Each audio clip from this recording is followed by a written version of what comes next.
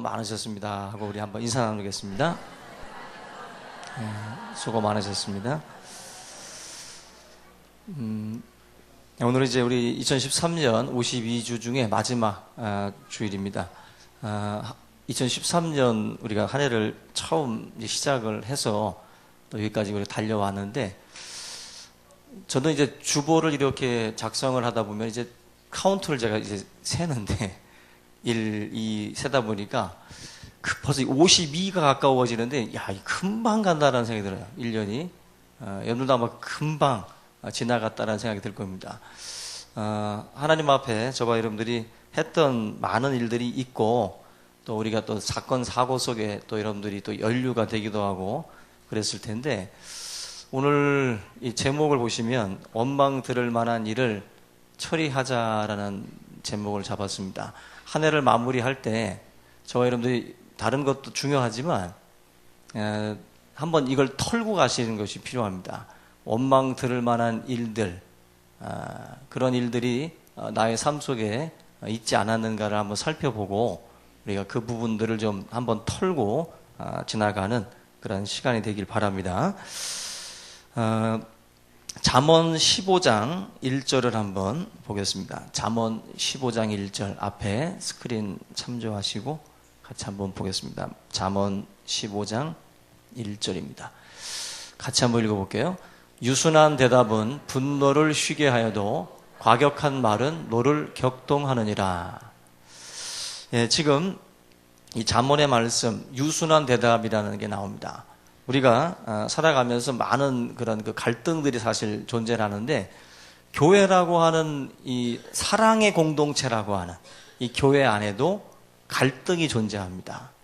바깥 세상에 있을 때는 마치 천사들이 막 날개짓하며 사는 줄 알았는데, 들어와 보니까는 날개들은 없어요.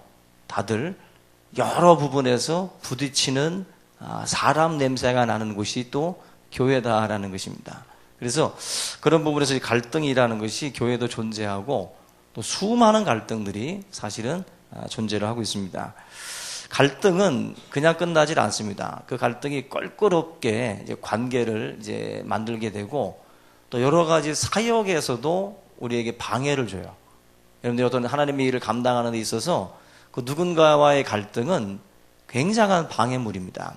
사탄이 역사할 때에 뭐 여러 가지 방법이 있겠지만 사람과 사람 사이의 관계를 아마도 왜곡되게 만들어서, 또 왜곡되게 보이게 만들어서 마치 굴절되게 보이는 것처럼 자꾸 한 사람에 대해서 자꾸 우리가 왜곡된 시각으로 보게 만들죠.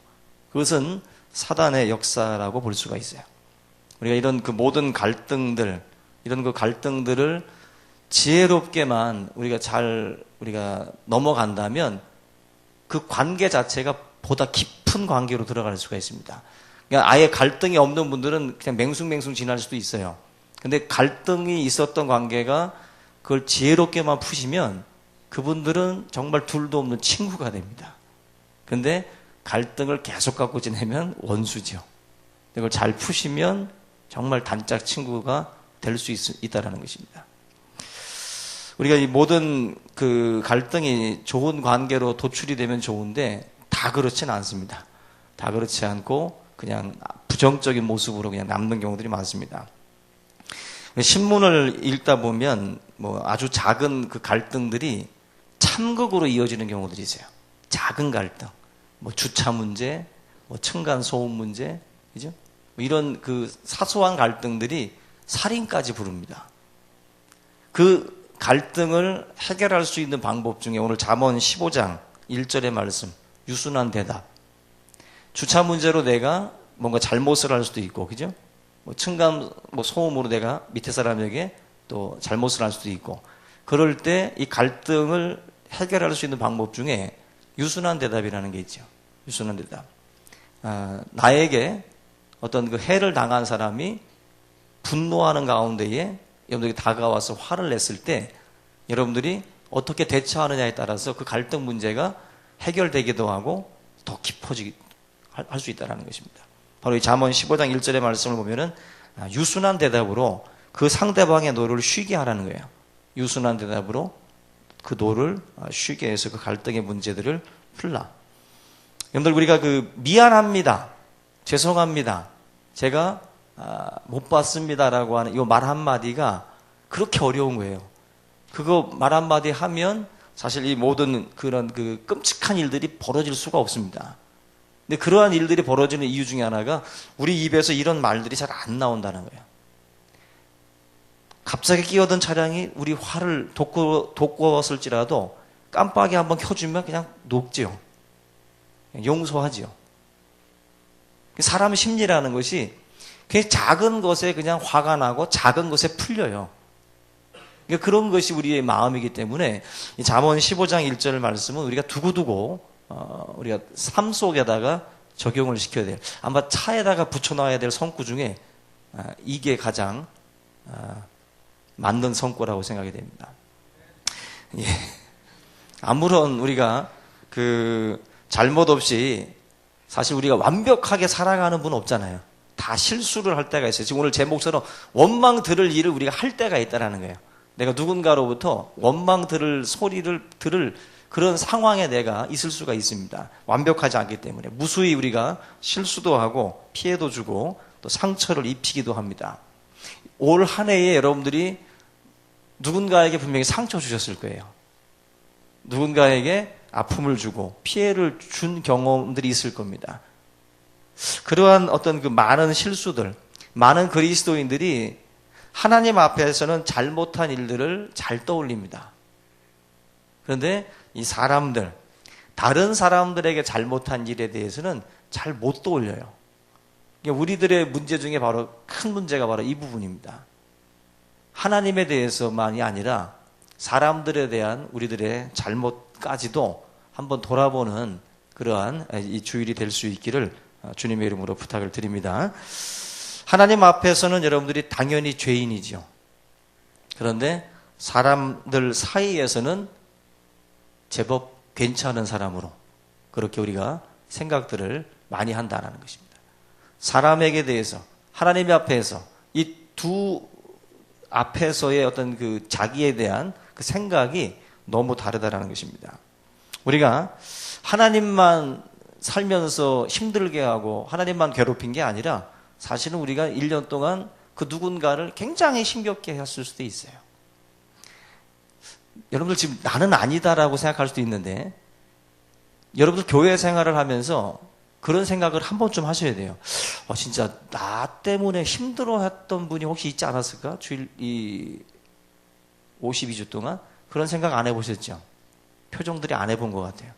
52주 동안 진짜 내가 교회 생활을 하면서 나 때문에 힘들어한 분이 있나? 그거 한번 여러분들이 생각을 해보시라는 겁니다. 사실 우리는 그런 생각들을 잘 못해요. 삶 속에서 부딪히는 대부분의 그런 문제들은 하나님 앞에서 지은 잘못 때문이 아니라 다른 사람들과의 관계에서 저지른 실수들입니다. 거기에서 파생되는 그러한 문제들이 훨씬 더 많아요. 그 부분들을 여러분들이 생각을 할 수 있어야 되고, 오늘 제가 말씀드린 것처럼 내가 매 주일마다 내가 이 교회 생활을 하는 가운데에 내가 누군가에게 짐이 되거나 굉장히 힘들게 했던 경험은 없을까? 그런 것에 대한 성찰이 조금이라도 있으면 2014년은 달라질 줄로 믿습니다. 근데 그런 성찰이 전혀 없으면 똑같아요. 그 사람은 2014년도도 변함없죠. 나는 결코 변치 않으리 하고 또 등장을 해요. 그리고 또 2014년 지나갑니다. 주님 오실 때까지 안 변해요. 근데 성찰을 계속 하시는 분들은 한 해 한 해 바뀝니다. 저와 여러분들의 삶이 해가 바뀔 때마다 여러분들의 모습도 또 생각도 또 인격도 성품도 다 변화될 수 있기를 주님의 이름으로 축원합니다. 이 본문 같이 읽었던 잠언 15장 같은 경우에 어떤 갈등이 존재하고 있는 상황이에요. 그죠? 어떤 갈등이 존재하고 있는 그 상황인데 드러나 있지는 않아요. 근데 상대방이 지금 매우 화가 나 있다라는 거잖아요. 이제 유순한 대답이라는 이 말씀 자체가. 그때 필요한 것이 바로 유순한 대답이고 그 유순한 대답을 통해서 그 다툼이 잦아들 수 있다. 과격한 대응은 오히려 이것을 더 키울 뿐이다라는 거예요. 우리들의 마음 가운데에 이러한 어떤 유순한 대답을 준비하는 자세. 사실 그 집 앞을 나갈 때마다 이런 구절들을 한 번씩 떠올려 볼 필요가 있습니다. 얼마 전에 목사 장로 연합으로 해서 저쪽 그 산정호수 그리고 그 명성산이라는 그곳을 같이 갔다 왔는데 이쪽 그 신정교회에 대형 버스가 있어요. 근데 그 대형 버스에 그 다들 타고 해서 이제 같이 여행을 했는데 그때 그 대형 버스를 운전하신 분들이 이제 그 신정교회 장로님들이십니다. 장로님들이 이제 그 기업체 사장님들이거든요. 근데 다 회장님들인데 그 대형 버스를 이제 운전을 해서 이제 봉사를 하신 거예요. 목회자들 해서 섬기신다고 이제 운전하셨는데 뒤에 앉아서 보면서 참 나름대로 그래도 잘 나가시는 분들인데 참 겸손하게 잘 섬기신다. 하고서 참 감동을 많이 받고 있었어요. 그런데 다 갔다가 다시 오는 길에 이제 대형 버스를 이제 주차하는 그 상황이었는데 버스가 크니까 이게 주차하는 데 있어서 시간이 좀 걸리지 않습니까? 또 이제 차선도 좁으니까 이제 반대 차선까지 넘어가야 돼요. 넘어가서 이렇게 꺾어서 들어가야 되는 상황인데 뒤에서 기다리던 차가 기다려주질 못하는 거예요. 막 눌러대는 거예요. 막 눌러대는 거예요. 교회 신정교회라고 써 있거든요. 신정교회. 제가 볼 때는 다른 차 같으면 그냥 기다렸을 텐데 교회 차니까 더 눌렀던 것 같아요. 막 불교 신도 같기도 하고 막 눌렀어요. 그래서 막 창문을 내리고 막 성질을 막 부리더라고요. 근데 장로님이 참다 못 참고 그분도 이제 스포츠 머리셨는데 나름대로 스포츠 머리신데 문을 확 내리시더라고. 문을 내리더니 그냥 쌍욕은 아니지만 굉장히 격한 말로 그분과 맞짱 이제 토론이 벌어졌어요. 뒤에서 이제 목회자들과 이제 또 다른 장로님들이 이제 달래서 그 장로님을 이제 분노를 좀 쉬게 한 다음에 그냥 빨리 주차하자고 그냥 모른 척하고 넘어갔는데 사람 심리가 저쪽에서 그렇게 과격한 말을 막 하니까 그렇게 섬기고 그렇게 봉사하던 장로님들도 뚜껑 열리더라고요. 뚜껑 열려가지고 저는 그런 거 볼 때 굉장히 다정스러워요. 사람 냄새 난다. 장로라고 뭐 천사인가? 저는 그걸 많이 경험하기 때문에 우리 장로님들도 저는 화내세요. 괜찮습니다. 뚜껑 열리면 할 수 있습니다. 근데 이게 보면 과격한 말은 노를 격동해요. 확실히. 근데 만약에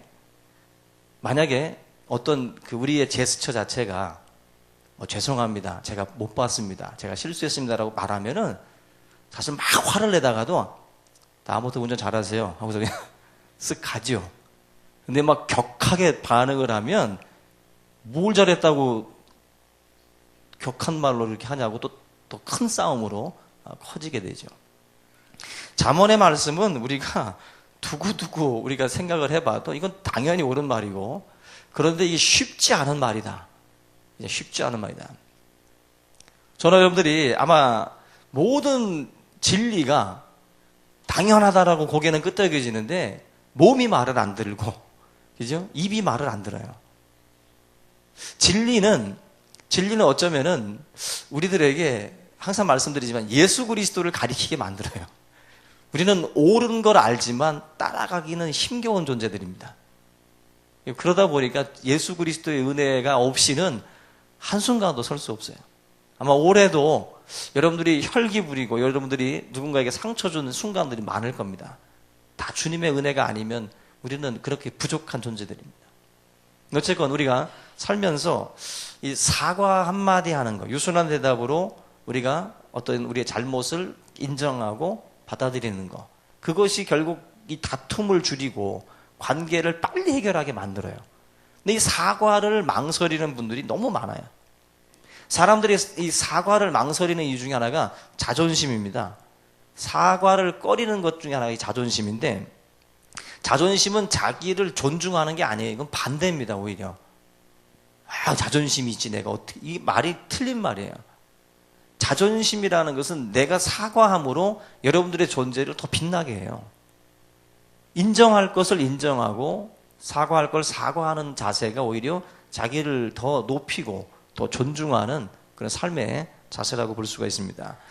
저와 여러분들이 좀 사과할 수 있는 용기, 정말 그것이 어쩌면은 가장 큰 용기라고 생각이 되고, 그 찬양 중에도 내가 먼저 손 내밀지 못하고 내가 먼저 용서하지 못한다는 그 찬양 가사 있잖아요. 우리는 항상 상대방이 먼저 오길 기다립니다. 근데 성경은 우리가 먼저 가라는 거예요. 먼저 우리가 이런 부분에 있어서 감당을 해야 된다. 여러분들 일본 같은 경우에 저도 뭐 일본 한번 가봤지만 일본 사람들이 굉장히 욕은 먹지만 개인적으로 만나보면 굉장히 점잖고 또 착하고 또 얌전하고 예의 바르고 깨끗하고 굉장히 좋습니다. 아마 이런 뭐 동남아나 이 전체를 두고 봐도 아마 제일 나은 그러한 나라가 일본이라고 볼 수가 있어요. 근데 개인적으로는 그렇게 다들 좋게 보는데 국가적으로 볼 때는 일본의 어떤 그런 그 위상은 땅에 떨어져 있죠. 과거사 문제 때문에 그렇죠. 일제 그 강점기 때의 그 어떤 그 자기들이 저질렀던 그런 그 죄악에 대해서 정말 깨끗하게 인정을 하고 사과하고 하는 그런 자세가 없다 보니까 역사적으로도 그렇고 국제적으로도 그렇고 욕을 먹는 거예요. 개인적으로 볼 땐 괜찮은데 국제적으로는 욕을 먹어요. 이해할 수 없, 6월 26일 날인가도 또 그 아베 총리도 그 야스쿠니 신사에 가서 또 참배했죠. 야스쿠니 신사 같은 경우는 특별히 우리나라 뭐 국립 현충원 같이 자기 나라 위해서 싸우다가 죽은 일본 군인들이 묻혀 있다면은 그건 뭐 할 수 있는 일이죠. 근데 그 안에는 그 태평양 전쟁 그 A급 전범들이 거기 합사가 돼 있습니다. 한마디로 교수형에 처했던 정말 엄청난 죄악을 저질렀던 그 전범들이 그 안에 들어가 있는데, 제가 알기로도 이 외조부, 아베 총리의 외조부가 바로 이 A급 전범 중에 하나예요. 14명인가가 묻혀 있는데 그 중에 하나입니다. 아마 그 마음 속에 자기의 어떤 그 외조부에 대한 그 생각과 어떤 그런 그 마음 때문이라도 이 사람이 계속 야스쿠니 이쪽에 대해서 관심을 갖고 계속해서 참배를 하고 어떤 그런 것들을 보이고 있어요. 우리가 뭐 일본의 질서, 지난번에 뭐 쓰나미라든지 뭐 이럴 때 국민성 보면 굉장히 좋잖아요. 그런데 국가적으로 처리해야 될 이런 그 문제에서 그들이 보여주는 것은 굉장히 부당하다라는 거예요. 중국에서 이번에도 아베 총리가 야스쿠니 신사를 참배하고 나니까 아베는 난징 대학살 기념관을 방문했어요, 옳다. 그 사람이 가야 될 곳은 거기가 아니라 그 대학살을 저질렀던 그 난징 대학살 기념관을 와야 된다는 거죠. 한마디로 역사의식도 없고 정말 자기들이 인정해야 될 것들 인정하지 못하는 그 부분이 결국 문제라는 거예요. 문제라는 거예요. 만약에 그것을 인정했다. 독일과 일본을 많이 비교하죠. 독일은 그 나치의 그 엄청난 그 만행이 있지 않습니까? 근데 독일은 일본과 차별되는 것이 자기들의 죄에 대해서 사죄했다라는 거죠. 그 빌리 그란트라고 하는 그 총리가 그 제일 큰 피해를 입었던 그 폴란드에 가서 그 추모자들 기념비 앞에서 무릎을 꿇었어요. 무릎을 꿇고 펑펑 울었어요. 그 기념비 앞에서. 한마디로 자기들의 그 만행에 대해서 통회한 거예요. 사죄하고 전 세계가 이제 감동을 한 거죠. 거기에 비교하면 일본은 지금 제정신이 아닌 거예요, 지금. 자기들이 저지른 것에 대한 전혀 생각들이 없는 거죠. 결국 역사 앞에서 독일과 일본이 보여주는 그 자세가 너무 다르다는 거예요. 너무. 아무리 일본이 경제 대국이 돼도 그 부분에서 제대로 자기들이 사과하고 넘어가지 아니하면 중국이나 뭐 한국이나 아마 모든 아시아권 나라로부터는 인정을 더더군다나 못 받을 겁니다. 개인적으로도 마찬가지예요, 여러분들. 개인적으로도 저나 여러분들이 어떤 사안에 대해서 깊이 잘못을 뉘우치고 사죄하고 어떤 그런 것도 뉘우침에 대한 어떤 모습들을 보여준다면 관계는 회복이 됩니다. 그것 때문에 자꾸 일본하고 또 뭐가 이렇게 교제가 됐다가 교류가 됐다가 또 단절하고 또 교류됐다가 또 단절하고 계속 반복되잖아요. 인간적인 그 개인적인 관계도 같다라고 생각이 됩니다. 저는 여러분들이 자존심 싸움을 벌일 문제가 아니에요. 내가 잘못했다라는 것을 안다면 그거는 자존심 벌일 문제가 아니라 반드시 여러분들이 믿음의 사람으로서 그 부분을 인정하고 사과하는 그런 적극적인 자세가 무엇보다도 필요하다는 것입니다. 내가 잘못했다. 사실 사도행전에 보면은 베드로의 설교를 듣다가 우리가 어찌할꼬라는 그 물음을 던져요. 은혜 받은 사람들이. 다시 말하면 자기를 보는 거예요. 은혜 받은 사람의 특징은 자기를 성찰한다고요. 내가 잘못했구나 하는 것을 느끼는. 만약에 시어머니와 며느리가 다투고 있었고 관계가 안 좋았다. 근데 계속 상대방만 욕하던 분이 은혜 받고 나면 나도 잘못했구나. 나에게도 문제가 있었구나 하고 내가 어찌할꼬 그 부분을 찾는다라는 거예요. 그런데 그 부분을 찾기 위해서는 하나님의 은혜의 빛이 임해야 돼요. 말씀의 빛이 들어가야 말씀을 통해서 자기의 어두움을 깨닫게 되는 거예요. 내가 밟고 있었던 것이 똥이구나. 오물이구나. 그걸 하나님의 말씀의 빛이 비춰주면 그때 보는 거예요. 그때 깨닫는 거라고. 근데 그걸 깨닫기 전까지는 자기가 잘못한 걸 모르는 거예요. 자기의 잘못을. 결국 사과라는 것이 보면 자기가 확실하게 알고 있어야 되는데 가만히 A도 알고 B도 알고 다 아는데 자기만 몰라요. 자기가 잘못한 거를 보면 정말 이게 가려져 있어요. 보면 한마디로 하나님의 말씀의 빛이 들어가지 않는 이상 계속 자기 합리화시키고 변명하고 둘러대요. 인정을 못해요. 인정을 해야 되는데 하나님의 은혜가 뒤집어 놔야 돼요. 말씀이 들어가서 하나님의 말씀이 자기를 비추게 만들어야 돼요. 그래서 자기가 얼마나 커다란 죄인인가 하는 것을 깨닫게 해야 됩니다. 말씀의 은혜가 우리 가운데 항상 날마다 임할 수 있기를 주의 이름으로 축원합니다. 닉슨 대통령이라고 들어보셨죠? 이 닉슨이라고 하는 대통령은 베트남 전쟁도 끝마치고 이 미국을 경제적으로 굉장히 일으켰던 대통령입니다. 그런데 닉슨 대통령을 미국에서 부를 때는 최악의 대통령으로 불러요. 최악의 대통령. 왜 그러냐면 이 사람이 뭐와 연결되어 있냐면 이제 워터게이트라는 사건이 있습니다. 그 워터게이트 사건이 뭐냐면은 그 민주당 위원회 사무실에 강도가 5명이 들어와요. 근데 이 강도 5명이 잡히게 되는데 가만히 조사해 보니까는 단순 강도가 아니라 이 백악관 쪽에서 이 민주당 사무실에 도청 장치를 설치하기 위해서 5명의 강도를 보낸 거예요. 그게 이제 발각이 된 겁니다. 처음에 이걸 발각을 하고 나서 추적을 계속 의심하고 하다 보니까 결과적으로는 백악관까지 연결이 된 거예요. 미국 대통령까지.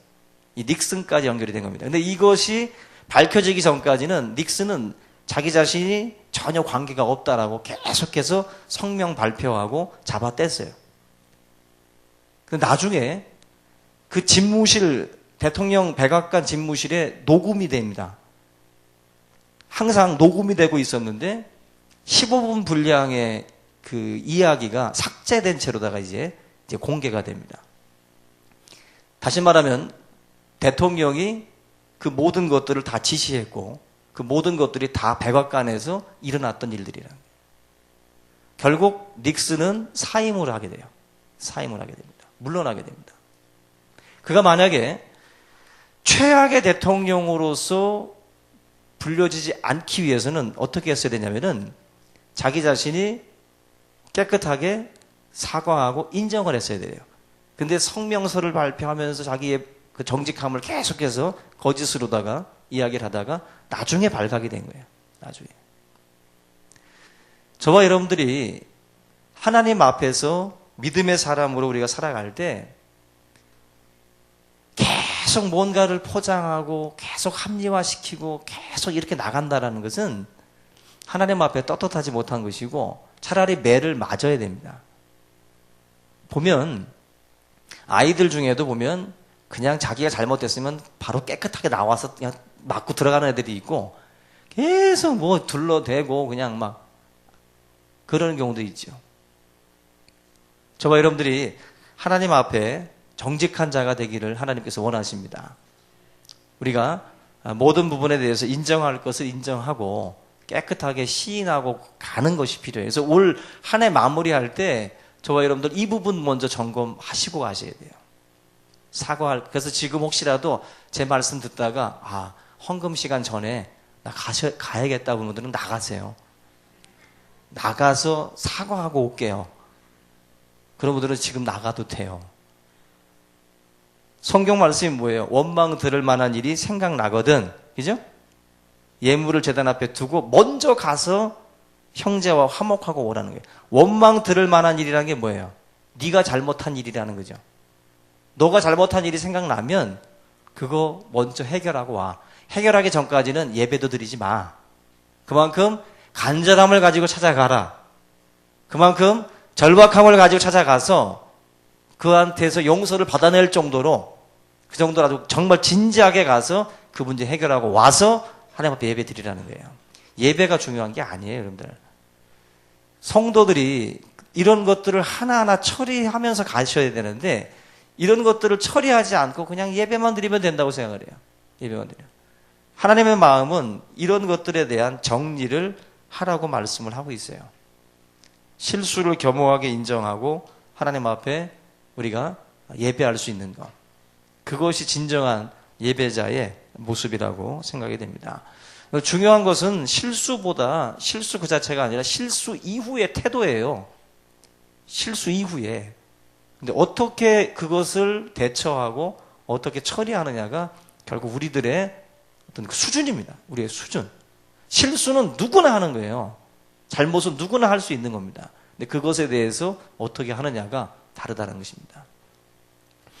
오늘 이 말씀을 우리가 좀 기억을 하고 자기 자신에 대해서 반성하지 않는 사람들은 전혀 답이 없습니다.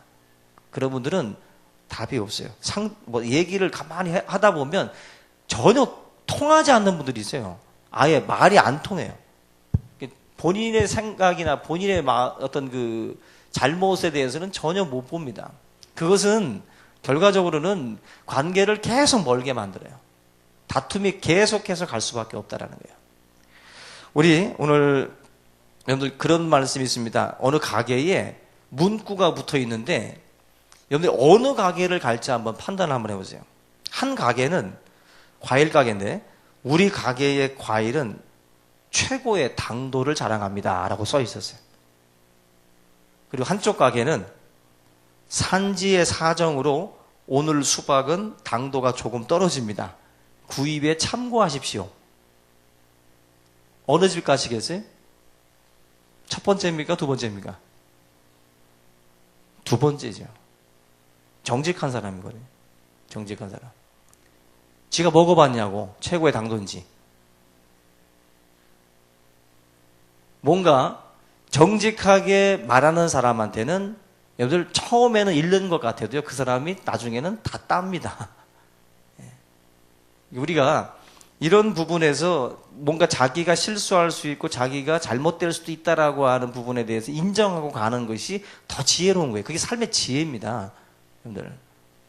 원망 들을 만한 일이 생각나거든, 여러분들 우리들이 잘못한 일이 생각나거든 깨끗하게 인정을 하고 처리하고 그리고 2014년 한 해를 저와 여러분들이 맞이할 수 있기를 주님의 이름으로 축원합니다.